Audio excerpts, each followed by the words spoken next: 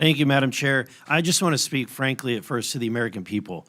We're nearing $37 trillion in national debt. What does that mean? That means that each and every U.S. taxpayer owes over $323,000.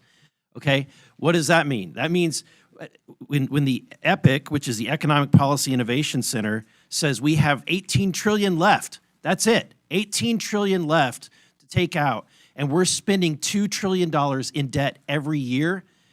Folks, we're at the precipice of a debt, like a debt cycle. We are literally at a point in which the dollar will be worth nothing. What does that mean? And we know Social Security goes bankrupt in 8 years, right? Medicare goes bankrupt in 10 years. And then 15 years from now, the dollar is completely devalued and worth nothing.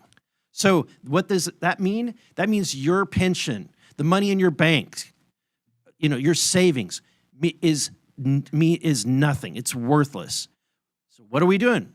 We're trying to save this country. We're trying to save your pensions. We're trying to save your bank accounts. We're trying to save this country for the next generation, and it would be nice if we had help. But instead, we have people that are fighting us on this. And I think that I would hate to be in the Democratic Party right now because you're in a really bad bind.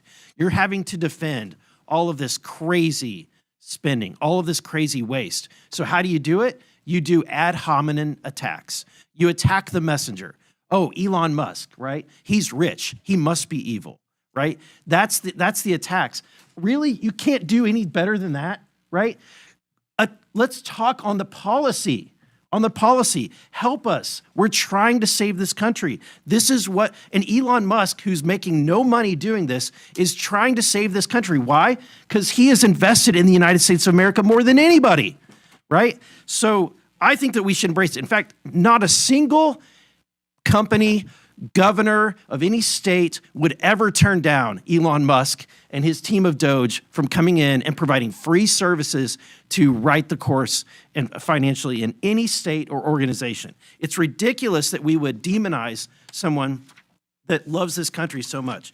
Mr. Whitman, the formation of agencies via the executive action is not new, right? The formation of DOGE is not new. Can you are you familiar with any other previous presidencies where they've formed organizations like DOGE via executive action?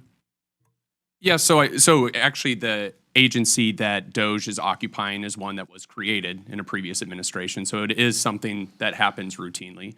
But I don't know if that answers your question. Yeah, there's been the Office of Budget Management was created, Environmental Protection Agency was created, the U.S. Digital Service, which is now DOGE, was created all by executive order, right? And actually one other I'd add is USAID was originally created through an executive order by President Kennedy and then later formalized. And then, Madam Chair, I have a video I would like to end with that just, let's review, if we could cue that, to remind, and I want to remind my Democratic friends, at a point in which you once had the majority of the American people on your side, this is what your party believed in.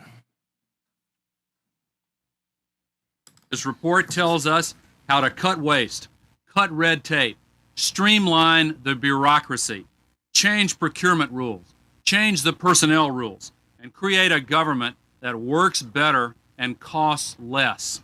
I've read it, and where it says the president should, the president will. Among the 800 recommendations, eliminating 12% of the federal workforce, merging some government agencies like the FBI, the DEA, and the Bureau of Alcohol, Tobacco, and Firearms, closing hundreds of government offices outside Washington. From the day I took office, one of the commitments that I made to the American people was that we would do a better job here in Washington in rooting out wasteful spending. We thought that it was entirely appropriate for our governments and our agencies to try to root out waste, large and small, in a systematic way. It means cutting some programs that I think are worthy, but we may not be able to afford right now. A lot of the action is in Congress and legislative, but in the meantime, we don't need to wait for Congress in order to do something about wasteful spending that's out there. We haven't seen as much action out of Congress as we'd like, and that's why we launched on our own initiative the campaign to cut waste. And we're going to keep on finding every possible way that we can do that, even if Congress is not acting. There you go. I think it speaks for itself. My time has expired.